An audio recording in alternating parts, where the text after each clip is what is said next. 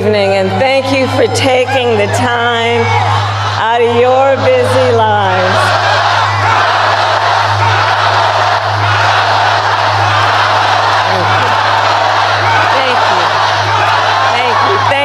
Thank you, everyone. So listen, 1 week from today, you will have the chance to make a decision that directly impacts your life, the life of your family, and the future of this country we love.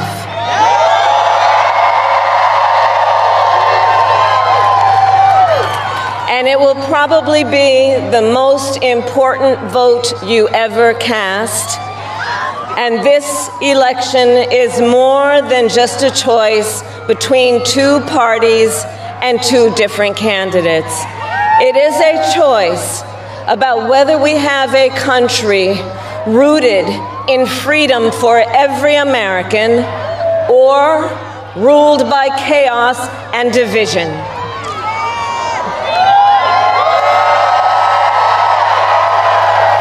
Many of you watching have probably already cast your ballots.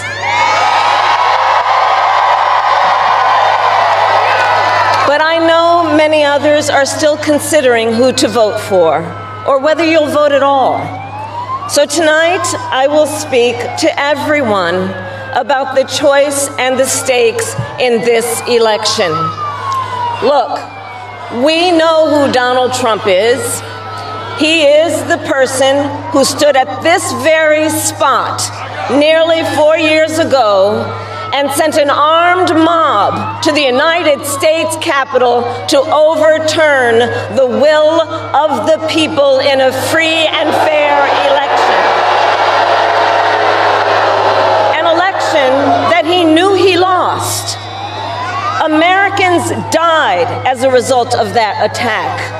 140 law enforcement officers were injured because of that attack. And while Donald Trump sat in the White House watching as the violence unfolded on television, he was told by his staff that the mob wanted to kill his own vice president. And Donald Trump responded with 2 words: "So what?" America, that's who Donald Trump is.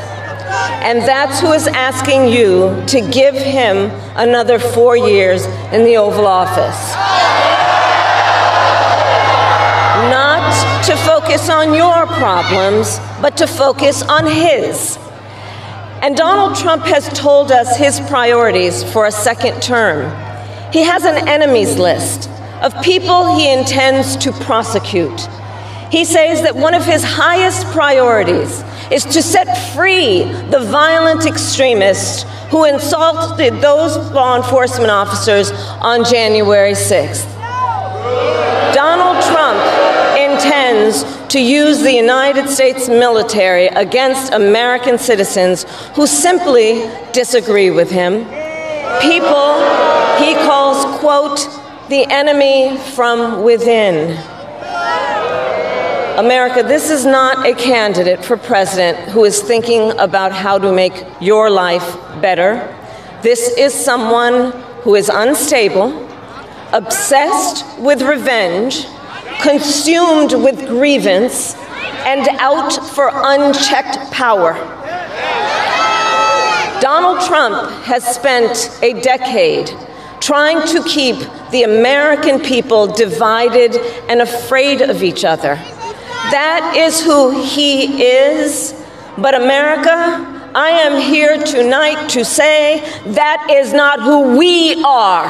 That is not who we are.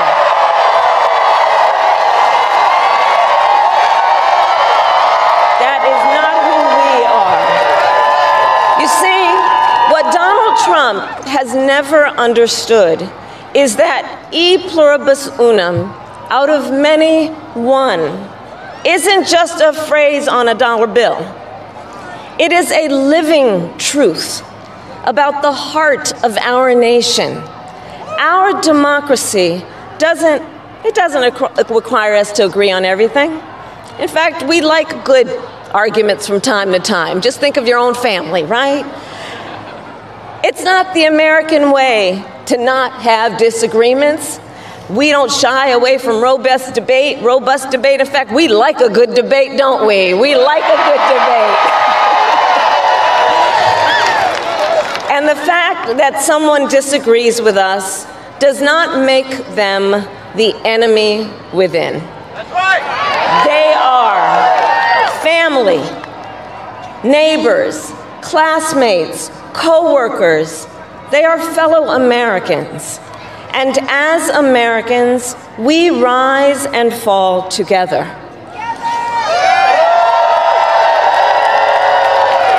America, for too long, we have been consumed with too much division, chaos, and mutual distrust. And it can be easy then to forget a simple truth. It doesn't have to be this way. It doesn't have to be this way. It is time to stop pointing fingers.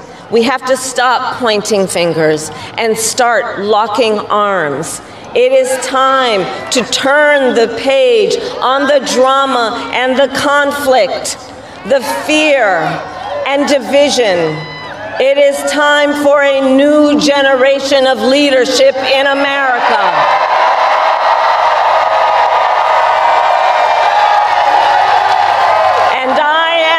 To offer that leadership as the next President of the United States of America.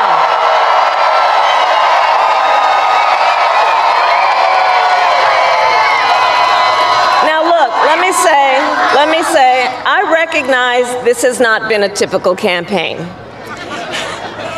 Even though I've had the honor of serving as your Vice President for the last 4 years, I know that many of you are still getting to know who I am. Well, let me tell you, I am someone who has spent most of my career outside of Washington, D.C., so I know that not all the good ideas come from here. I am not afraid of tough fights against bad actors and powerful interests.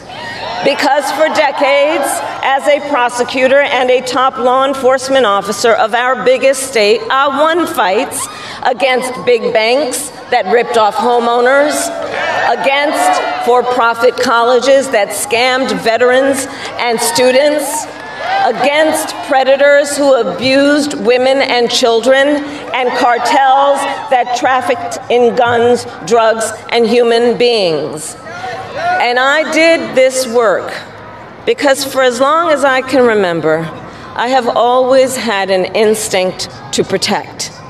There's something about people being treated unfairly or overlooked that frankly just gets to me. I don't like it. It's what my mother instilled in me, a drive to hold accountable those who use their wealth or power to take advantage of other people. The drive to protect hardworking Americans who aren't always seen or heard and deserve a voice, and I will tell you that is the kind of president I will be.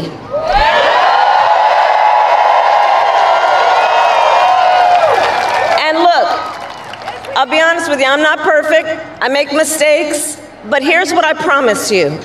I will always listen to you, even if you don't vote for me. I will always tell you the truth, even if it is difficult to hear. I will work every day to build consensus and reach compromise to get things done. And if you give me the chance to fight on your behalf, there is nothing in the world that will stand in my way.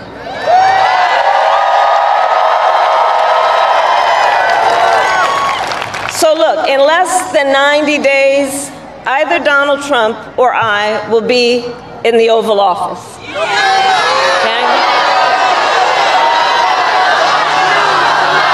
On day one,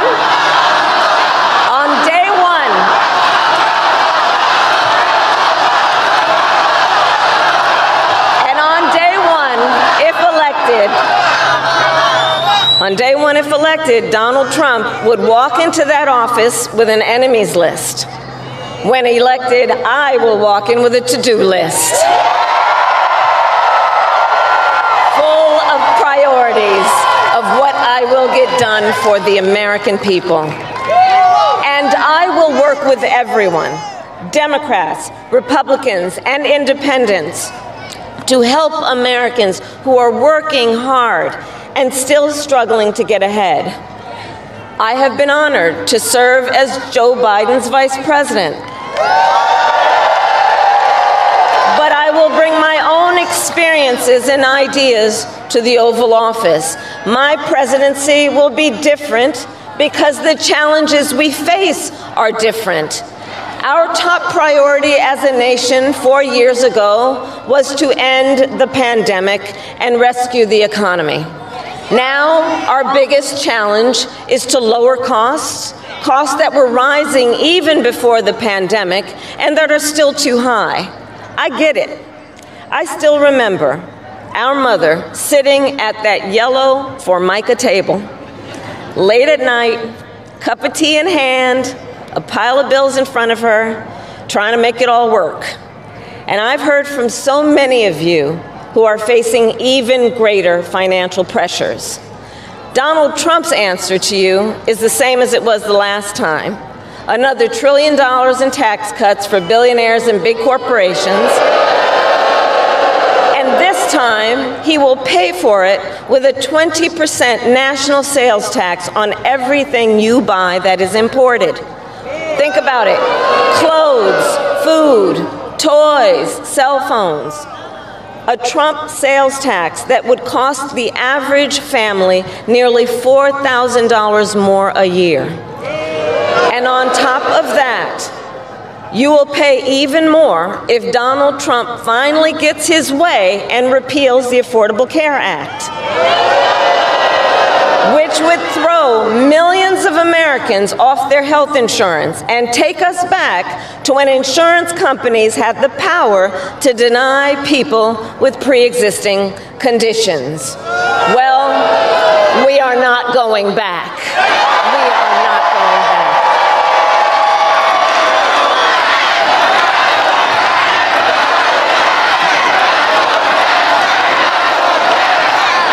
We are not going back. Because we also know Donald Trump would deliver tax cuts to his billionaire donors. I will deliver tax cuts to working people and the middle class. I will make sure you have a chance not just to get by, but to get ahead. Because I believe in honoring the dignity of work. I will enact the first ever federal ban on price gouging on groceries. Cap the price of insulin and limit out-of-pocket prescription costs for all Americans. I will fight to make sure that hardworking Americans can actually afford a place to live. I'll never forget how our mother saved up and how excited she was when she could finally afford to buy our first home. I remember how excited she was. And I know that owning a home is not only a measure of financial security, it's about the pride of your hard work. And as president, I will fight to help first-time home buyers with your down payment, take on the companies that are jacking up rents, and build millions of new homes. For years, we have heard excuses about why America can't build enough housing. Enough with the excuses. I'm going to cut the red tape and work with the private sector and local governments to speed up building and get it done. And the cost of housing isn't the only financial pressure on middle-class families. I have met so many young people who have a natural desire to parent their children well, but not always the resources to do it. So I'll fight for a child tax credit to save them some money, which will also lift American children out of poverty. I'll work to lower the cost of childcare, which is out of reach for too many working families today, and for too many people in the sandwich generation who are raising young children and taking care of a parent. Juggling all of it is extremely difficult. You know, I took care of my mother when she got sick, cooking food that she had a taste for, finding clothes that would not irritate her skin, and understand, as I do, that caregiving is about dignity. It is about dignity. And currently, if you need home care and you don't have some money to hire someone, you and your family need to deplete your savings to qualify for help. That's just not right. So we're going to change the approach and allow Medicare to cover the cost of home care so seniors can get the help and care they need in their own homes. Now, Donald Trump has a different approach. He tried to cut Medicare and Social Security every year he was president. Look, I believe that when people have worked hard their entire life, they deserve to retire with the benefits they have earned.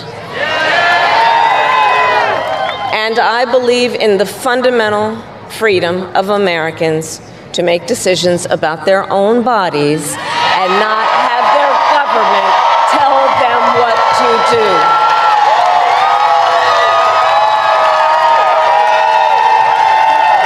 I will fight to restore what Donald Trump and his hand-selected Supreme Court justices took away from the women of America.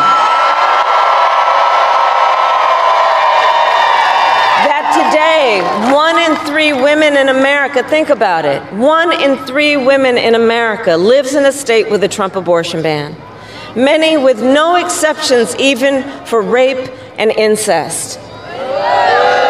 The idea that a woman who survives a crime of a violation to her body should not have the authority to make a decision about what happens to her body next, that is immoral. That is immoral, and Trump's not done. He would ban abortion nationwide, restrict access to birth control and put IVF treatments at risk, and force states to monitor women's pregnancies. Just Google Project 2025 and read the plans for yourself. And look, I think we all know one does not have to abandon their faith or deeply held beliefs to simply agree the government should not be telling her what to do with her body. Not the government. And when Congress passes a bill to restore reproductive freedom nationwide, as President of the United States, I will proudly sign it into law. Proudly.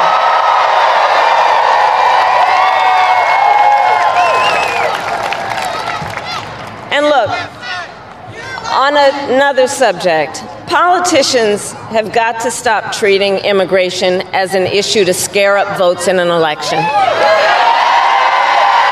And instead treat it as the serious challenge that it is that we must finally come together to solve. I will work with Democrats and Republicans to sign into law the border security bill that Donald Trump killed. When I was Attorney General of a border state, I saw the chaos and violence caused by transnational criminal organizations that I took on. And when I am president, we will quickly remove those who arrive here unlawfully, prosecute the cartels, and give Border Patrol the support they so desperately need. At the same time, we must acknowledge we are a nation of immigrants. And I will work with Congress to pass immigration reform, including an earned path to citizenship for hardworking immigrants like farm workers and our dreamers. As Commander-in-Chief, I will make sure America has the strongest, most lethal fighting force in the world. Donald Trump, on the other hand, has shown his contempt for our nation's heroes, calls them suckers and losers, called a 4-star Marine general a, quote, lowlife. I will always honor, never denigrate, the service and sacrifice of our troops and their families, and fulfill our sacred obligation to care for them. I will strengthen, not surrender, America's global leadership.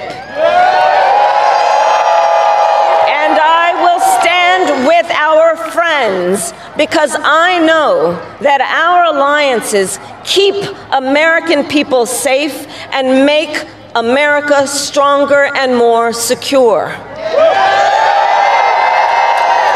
Look, world leaders think that Donald Trump is an easy mark. Easy to manipulate with flattery or favor. And you can believe that autocrats like Putin and Kim Jong-un are rooting for him in this election. I will always uphold our security, advance our national interest, and ensure that the United States of America remains, as we must forever be, a champion of liberty around the world.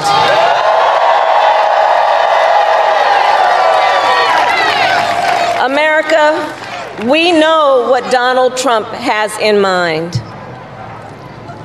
More chaos, more division, and policies that help those at the very top and hurt everyone else. I offer a different path, and I ask for your vote.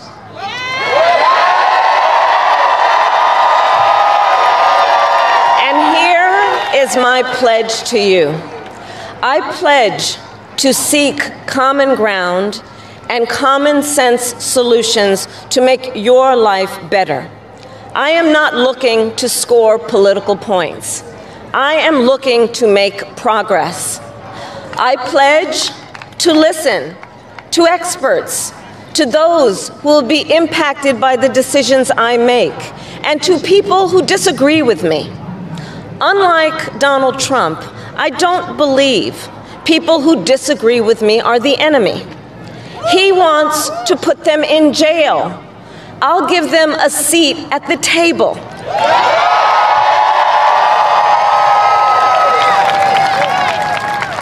I pledge to you to approach my work with the joy and optimism that comes from making a difference in people's lives.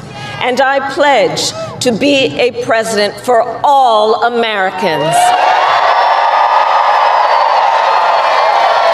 And to always put country above party and self.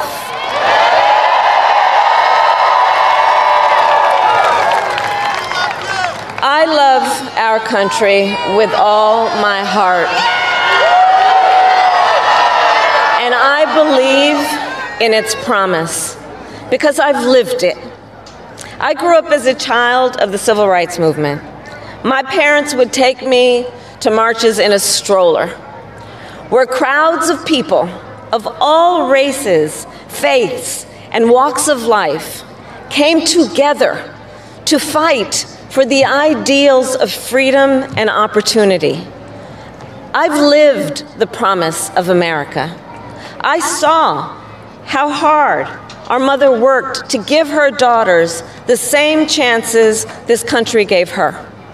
Growing up, I was blessed to have family by blood and family by love, who instilled in me the values of community, compassion, and faith that have always defined our nation at its best. I've lived the promise of America. I've spent my life fighting for the people who have been hurt and counted out, but never stopped believing that in our country, anything is possible. I've lived the promise of America, and I see the promise of America in all of you. In all of you. I see it. I see it in the young people who are voting for the first time, who are determined to live free from gun violence and to protect our planet and to shape the world they inherit. I see it in the women who refuse to accept a future without reproductive freedom. And the men who support them. I see it in Republicans who have never voted for a Democrat before, but have put the Constitution of the United States over party. I've seen it in Americans different in many respects, but united in our pursuit of freedom, our belief in fairness and decency, and our faith in a better future. America, I know the vast majority of us have so much more in common than what separates us. I know it. And that's why I am in this race, to fight for the people just like I always have.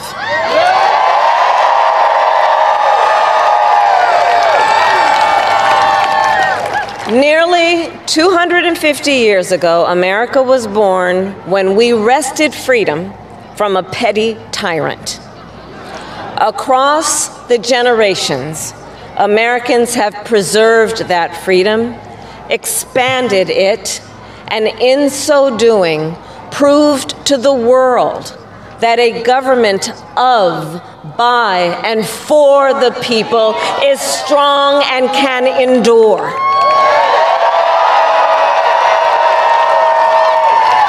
And those who came before us, the patriots at Normandy and Selma, Seneca Falls and Stonewall, on farmlands and factory floors, they did not struggle, sacrifice, and lay down their lives only to see us cede our fundamental freedoms. They didn't do that only to see us submit to the will of another petty tyrant. These United States of America, we are not a vessel for the schemes of wannabe dictators. The United States of America is the greatest idea humanity ever devised. A nation big enough to encompass all our dreams, strong enough to withstand any fracture or fissure between us, and fearless enough to imagine a future of possibilities. So America, let us reach for that future. Let us fight for this beautiful country we love. And in 7 days, we have the power, each of you has the power to turn the page and start writing the next chapter in the most extraordinary story ever told. I thank you all. God bless you, and may God bless the United States of America.